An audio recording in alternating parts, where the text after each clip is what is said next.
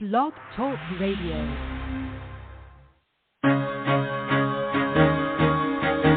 Carol the Coach. Sex, love, and relationships. We talk about it here. Carol the Coach. Compassion with contemporary relevance. I am a psychotherapist. I can be your personal life coach, and I can help you with your issues. There are no problems too small or too big. You can talk about anything. Speaker, columnist, radio TV host, and commentator. Carol the Coach brings messages of wellness and empowerment within reach of everyday people every day. Almost 5 years ago, I lost my soulmate in an accident. He was killed in a plane crash. Life just, for me, has seemed to stop. There are groups all over the city. I teach one.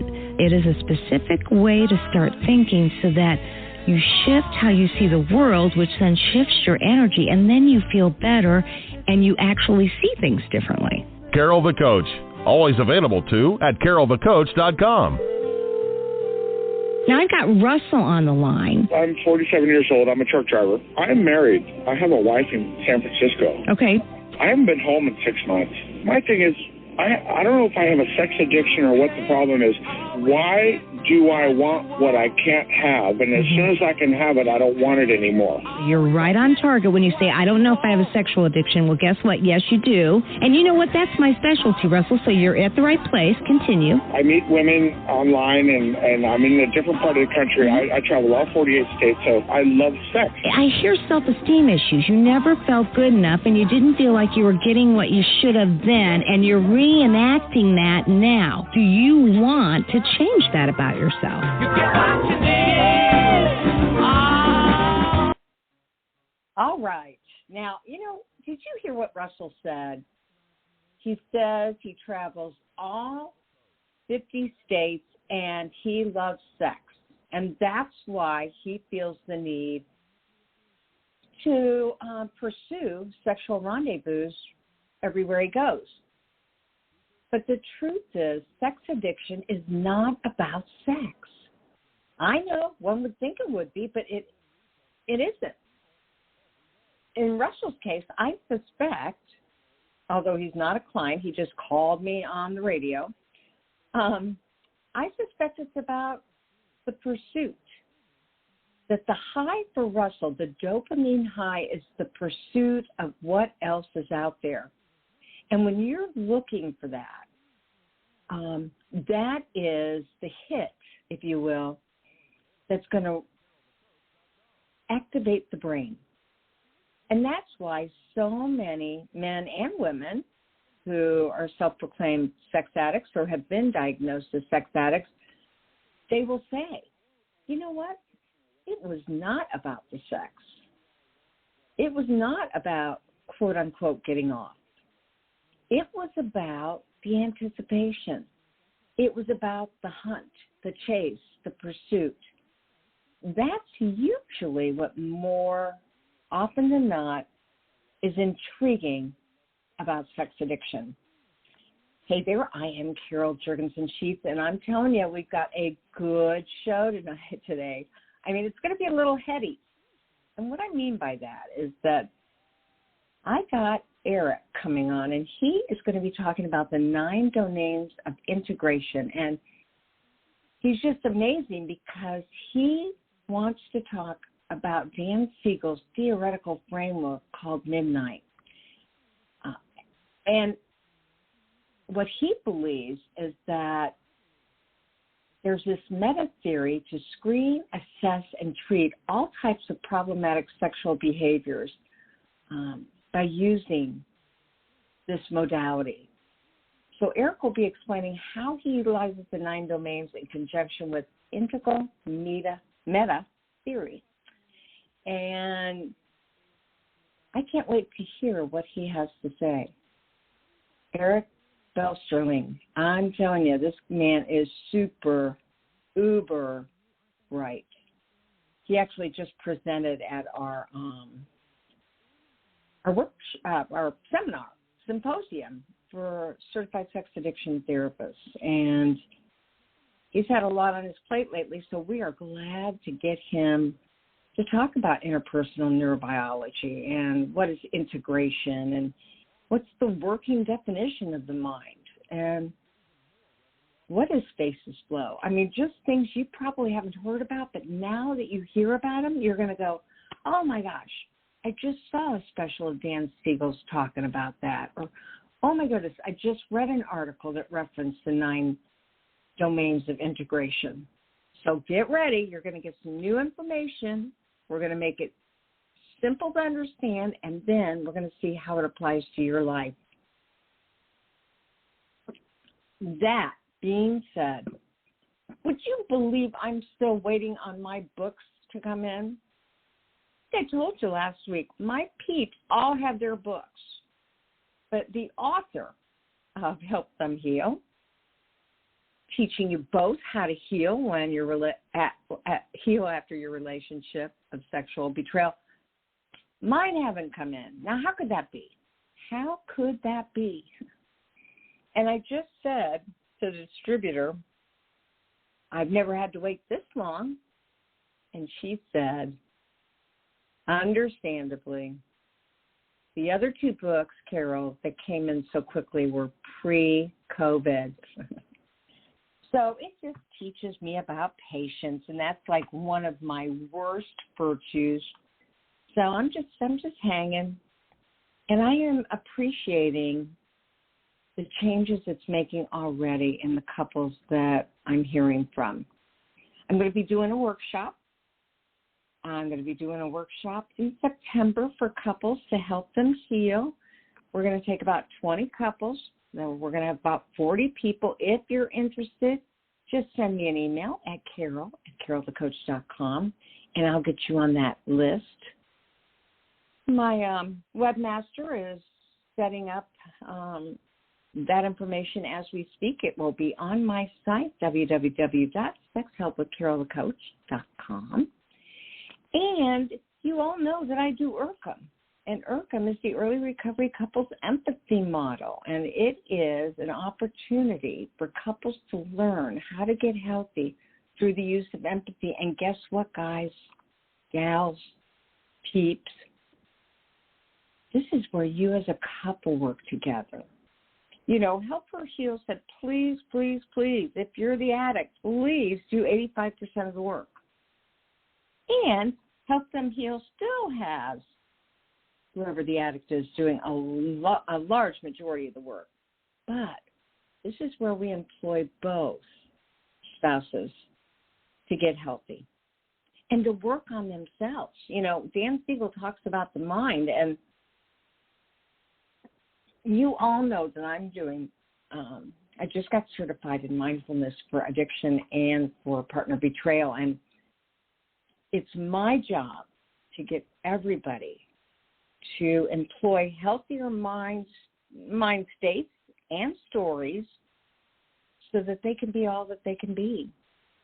And unfortunately, we spend too much time stuck in the same old mind states that don't motivate you.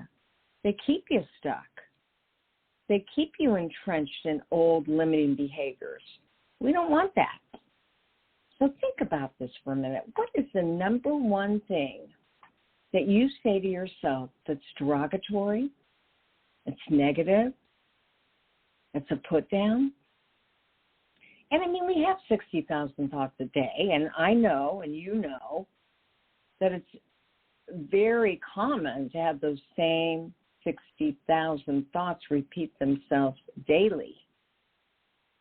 So it is up to us. It's our responsibility. We have accountability for changing our mind stories.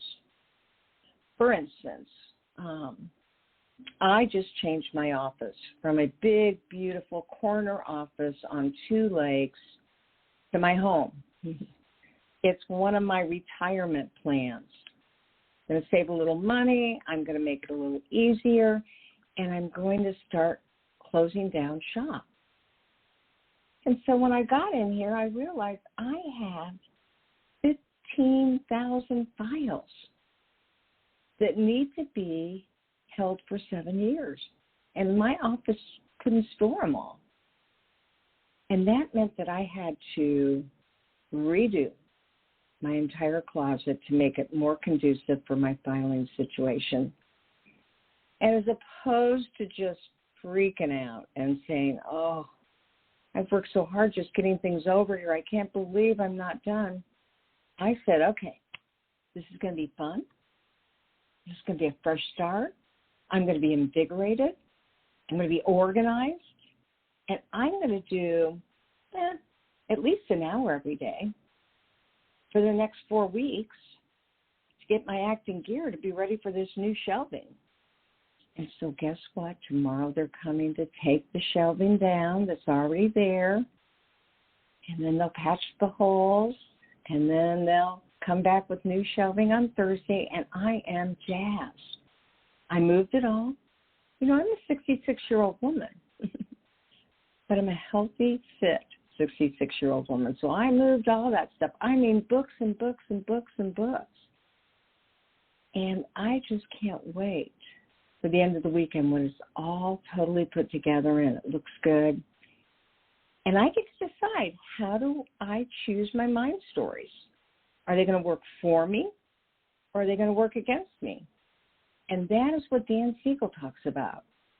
And I cannot wait to hear what Mindsight's all about. And Eric is the perfect person to help all of us realize what is out there today to better understand sex addiction and to better understand what's behind sex addiction. So, Eric, welcome to Sex Help with Carol the Coach. How are you? Carol, I'm well, thank you. Thank you for having me on the show. I appreciate it. Well, absolutely. And, you know, one of the things that I know is that this material is so, it is so apparent that we need it for mindfulness and for the work that we do with addicts and partners. And so I know that you presented a large part of this at the symposium for the International Institute for Trauma and Addiction Professionals, and I felt so lucky that you were coming on the show. Tell me, how did you get started with Mindsight? I mean, tell us what that is. Sure. First, I'm honored to be talking about that. We'll first be on the show, and then to be talking about Dr. Dan Siegel's work. I was introduced to his work, I think, back in 2014 when he came out with his book Mindsight, and I started, reading it, and as I got more involved with practicing mindfulness, and I would hear teachers like Jack Kornfield and Tara Brach talk about Dan Siegel, and then when I started to listen to him, I got Mindsight, and I read it, and I was like, wow, I was blown away. His work brings me a lot of hope for humanity and our field. He's truly, I believe, one of the top minds in the world right now. His Developing Mind, third edition, is awesome. But his idea of, first, his conceptualization of a definition of mind. I started hearing him talk, and I would order conversations that he had through Pessy, and I started listening to him, and I heard his definition of mind, and he posed to the field, we're one of the only branches of science that doesn't have a definition for the organ we study, which is the mind. And when I first heard his definition of the mind, it blew me apart because it expands our definition. It's not just enskulled brain. Mind is happening between two enskulled brains, and it's embodied and relational. And when I first heard that, it just really inspired me. And then I of course I started listening to him a lot more, and I was like, wow, this guy's really he's a pioneer. And then he gives a lot of pictures of his concepts, and I'm a visual learner. I see things in pictures, so it made a lot of sense to me when I saw his window of tolerance, I saw his river of integration, his idea of systems thinking, that the mind, when it becomes disintegrated, the opposite of integration, it either goes to extreme rigidity and or extreme chaos. And, he tells a story that he went through the entire DSM-5 and went through every single disorder, and they either go to either extreme rigidity and or extreme chaos. And that made a lot of sense to me. And so I really, his concept of integration is really interesting. And basically it's honoring differences, our unique assets and liabilities, and linking in a harmonious way. So that really inspires me, because I see that happening on not just in our field of problematic sexual behaviors and trying to find a conciliant view. That's another term he uses by where he brings together universal truths of all the sciences. It's a term coined by the late E.O. Wilson, the Harvard meteorologist who studied ants, and where he takes this conciliant view and brings in all the universal truths to find the best, the primes, the universal truths that we can all agree on and move forward. So again, and he says, he gives these metaphors, his idea of integration. Think of integration as, it's not a smoothie. A smoothie, you have all the fruits that get blended, and you lose the differentiation of the fruit. However, in integration, think of it as a fruit salad, where you have the distinct markers of uniqueness, and it's a part of, right? So, and again, I like that view of looking at things, and I believe it's the work of our species today of finding integration, and again, his big thing is, when we have integration, we combine the me with the we, and we get mwe, M-W-E, mwe. And again, I just love that concept. So I probably gave you a lot of information there, because I get excited. I'm really in love with his work. And so Mindsight, what does that mean? That's a term that he came up with to get through medical school, because all of the doctors and psychiatrists he was working under were saying, Dan, or actually the MDs he was working under kept saying, Dan, quit paying attention to how your patients feel. What, do you want to be a psychiatrist? Almost like it was a downer. They were, and so he knew, because he worked in a suicide hotline, that he knew that the difference between keeping somebody alive and somebody may take their life is the way they felt that he was feeling them over the phone. So the difference, one vignette, he gives this example in one of his talks, like he could talk to a suicide patient, wow, you have a chemical imbalance, I think you need more Prozac, versus, oh my God, that really must be painful. Wow. And that, just the tone, the prosody, the voice tone, and Stephen Porges talks about this, that the client feels felt. And so he coined this term Mindsight, which composes of three things: insight, empathy, and integration. Okay, and it's basically feeling the other person, attuning to them. That's what it really means. Okay, so and again, it's a term. The idea, the meat of it, though, is his concept of integration, which I'll just read you what this comes from his book. He has several great books, but I got this from his book, Mind. It's honoring the differentiation and / specialization and ultimately linkage of systems, including the brain and interpersonal relationships, in a harmonious manner. Without integration, chaos, rigidity, or both emerge, resulting in a state of mental dysfunction. With integration, harmony emerges. Okay? Yeah. So, sorry I went off on a tangent there. No, so makes sense. What else? Obviously he did want to be a psychiatrist. He wants to be a researcher, but he really does want to know the inner workings of how people think, and especially addicts. Tell me, Correct. about interpersonal neurobiology. Tell my listening audience, what is interpersonal neurobiology? Sure. So again, that's a term. He is the founder of interpersonal neurobiology. Alan Shore and Lou Cozolino are the founding members, but really it's the brainchild of Dr. Siegel.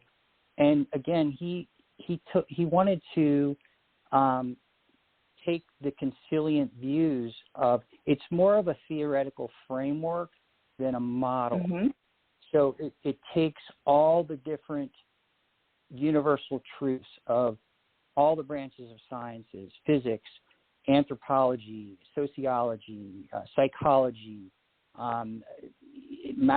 complex systems theory, and brings them into a coherent whole, and is trying to make sense of the human condition, and hopefully bring us more of a unifying theory or framework to conceptualize both health and pathology. So interpersonal neurobiology. It goes back to his definition of mind. Okay, mind. His definition goes like this: mind is a self-organizing emergent. So that comes from complex systems theory. Complex systems have an emergent process, and so it's a self-organizing emergent that is embodied. That means we have an embodied brain, and relational. Our mind is contingent upon relationship. That manages the flow of energy and information within, so in our bodies and between. So again, the whole crux of this idea of interpersonal neurobiology is that we impact each other. We are interconnected, okay, as human beings. So, so what does all this have to do with addiction? I see it as a huge piece in that, as you and I know, and anybody who's worked with addictive medicine or addictive disorders, the ism, food, gambling, sex, work, it's a symptom of a deeper issue, okay? What is that? Well, it's some kind of disconnect. It's a disconnect to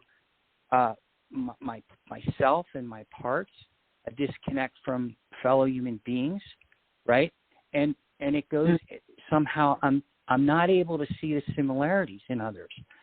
I'm not able to have this idea of integration with me and my parts. So I go to some outside chemical or behavior to change because it's painful, right? This disconnect is painful. I'm alone. Ooh, I'm scared. It's scary. So I go outside, and man, there's so many aspects to this, Carol. I could just go on and on. I personally believe the whole paradigm is set up for to breed addiction in our culture, and then you add what I call the objectification industrial complex, where the commodity dopamine, the actual showing objectification of human bodies releases a lot of dopamine. And so that's big money. And when you have big money, there's shadow there. So, but the idea here is all this, this breeds this search for outside of myself to fill a hole. And it's this hole is a disconnect, okay?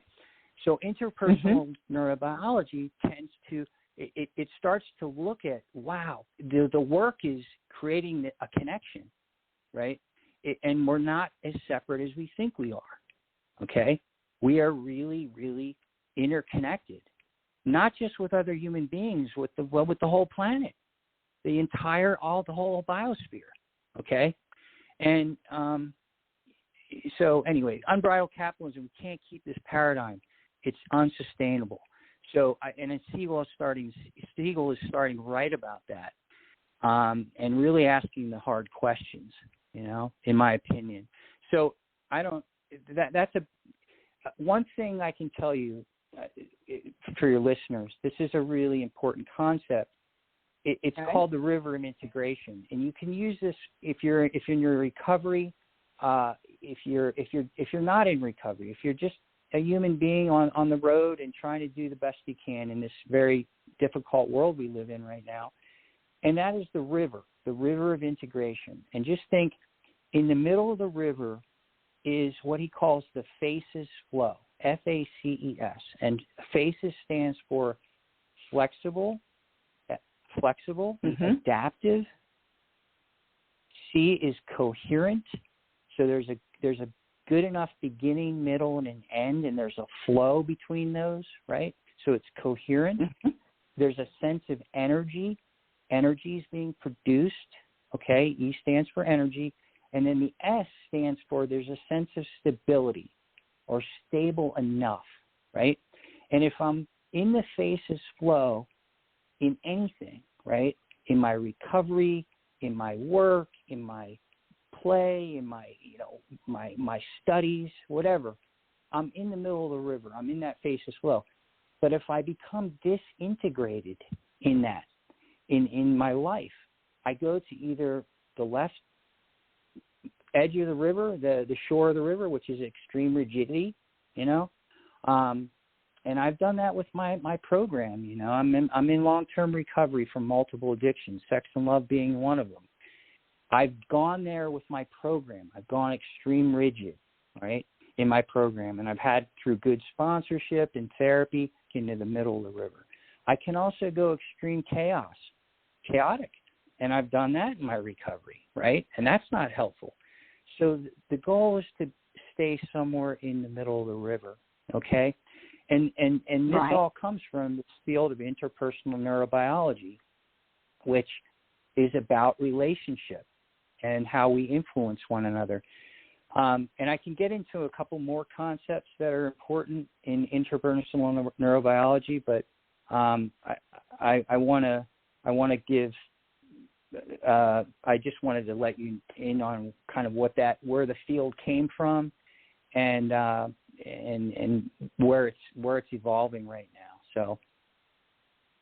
Well, yeah, and I know that there are so many concepts and so many theories. Now, let me just ask you to keep it as simple as you can for us. What is the Integral Meta-Theory or the AQAL map? What is that in regards to neurobiology and Mindsight? Sure. So the integral map was formulated by Ken Wilber, the American philosopher Ken Wilber, and who basically there's 4 quadrants, okay? And think of it is the upper left quadrant is personal, I, subjective. So you have I, personal, subjective. Then on the upper right would be singular, objective. So with singular, you have both singular, subjective, and then you have singular, objective. An example of singular, subjective is feelings. You'd ask me how I'm feeling. Well, I'm sad. Okay. Well, we can't quantify that. On the upper right, you could hook me up with EEGs and heart rate monitors and ask me, if I say I'm feeling angry, it would register. You'd be able to quantify it. So that's the difference: singular objective, singular subjective, singular objective.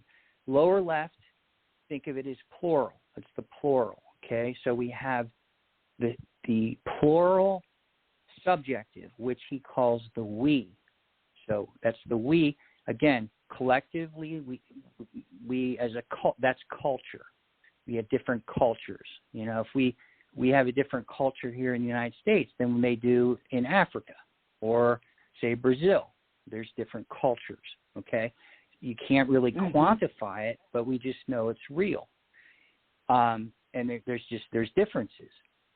Then you have the collective objective, right, which is he calls it's. So again, that could be quantified. Think of it as systems. Like there would be, in Canada they have universal health care.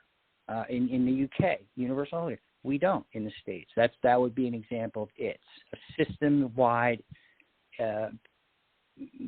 way to look at things. It can be objective. It can be quantified. Okay, so why is this important? Why do I think this is important in our field? Because Ken Wilber believes, and as I do, that in reality there's these 4 quadrants going on at the same time. Okay, and I have to be aware of that when as I'm moving in the world, and especially if I'm a clinician, I have to look at all 4 of these windows to really get an accurate map of the territory. Okay, and again, Wilber often says this, and I love this when he says it. He says, "Don't confuse the map with the territory." Okay, in other words, but he'll say you're not going to go into the Rocky Mountains unless you have an accurate map. Because the more accurate map you have, the more likelihood you're not going to get lost. So, again, I like his AQAL. He calls it All Quadrant, All Level, AQAL, or Integral Meta-Theory. I like that overlaying the 9 domains, or Siegel's Mindsight, or Interpersonal Neurobiology, because I think it's another level of making the most accurate assessment. And if we had the more accurate the assessment, the more accurate the treatment outcomes. And that's been my experience. So, and the more, the better direction we know where we're going as a field. Okay.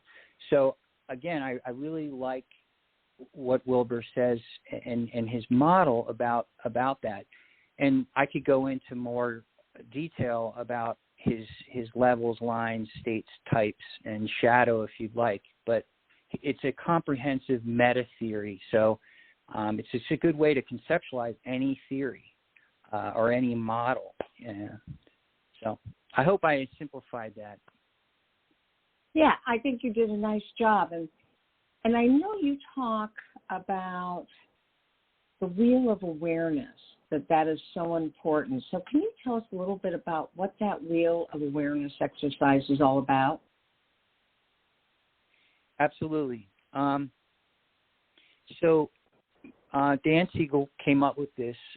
Literally, he has a table in his office. I can't wait to see it someday. But it's a metaphor, and this has to do with one of his 9 domains of integration. Okay, and if you want to learn more about his 9 domains, you can read Mindsight. You can read The Mindful Therapist or Aware. Also, Mind is a great book, or take his course online. But the wheel, think of it as the hub. It's a metaphor, okay? And particularly in his domain of the domain of consciousness. And this doesn't get talked a lot about in consciousness research, but the wheel differentiates the knowing from the known. Now, what does that mean? So think of the hub of the wheel as it's the knowing. Think of this as subjective inter-knowing. Like you and I right now, Carol, you know I'm saying the word right? Now, that can be looked at in two different ways in that at one level, you're having a subjective experience of me saying but it's happening.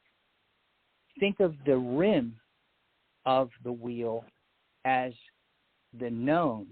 So that is, and that could be quantified. Think of it, in some ways, this is in Wilber's model, upper left quadrants, inner subjective versus outer upper right, outer a singular objective. So when I say you're having a subjective experience, and on the rim, you're hearing my voice and photons going through the phone into your ear, and you're hearing this. Your temporal membrane is hearing this, and you're translating that information and energy flow. That's the known. So there's the wheel of awareness. Think of the hub of the wheel, and again, you can go online and learn this. He gives it away free, and I've been practicing it now for about 3 years. And what it does is it gives you space. So the wheel, the hub of the wheel, is the inner subjective knowing. It's calm. It's clear. It's creative. It's the infinite plane of possibilities. And we send out a spoke from the hub to the rim. And the first 5 segments of the rim he goes through is our sense of touch, taste, smell, sight, and hearing. And it'll actually go around to each of those 5 senses. And then he'll go to what he calls the 6th sense, which is our interior of the body, or interoception. And he'll go through a body scan from our head to our toes. And again, he's pointing this spoke is where we focus our attention as we go around. And then he continues with the 7th sense of the rim, which is our mental activities. What does that mean? Those are our beliefs, our hopes, our dreams, our intentions. He calls these mental activities. And then we go to the last segment of the rim, which he calls the 8th sense, which is our sense of relationships. Relationships to people close to us, our animals. Then he'll broaden it out to our families, then our towns, and then our state. And then if you listen to his wheel awareness exercise, he goes to the country, then to continents, then the whole planet, and then all beings.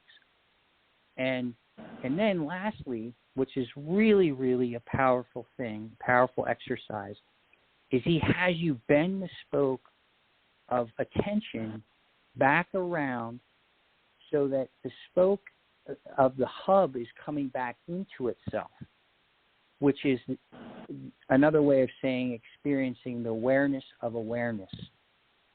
And I've done this with myself, and I've done this several times, and I've been practicing meditation now 25 years, and I'm a big, it's helped me tremendously. Doing that gave me such a powerful, visceral sense of expansion, and I've done this with a lot of my clients, and they say the same thing. So what the power in this is that it creates space, separation. And Siegel believes this is what it's doing. It creates space between a stimulus and a response, okay? And this idea of this hub, and when you bend that spoke of attention back in the hub, you're dipping down into what he calls the infinite plane of possibilities. And the plane of possibility, because energy can be measured. The one thing I like about Siegel is he brings in hard physics to all his concepts. So it's really interesting, and energy can be measured in a probability curve, and there's an infinite plane of possibilities, and we can go, and he demonstrates this again in his book Aware.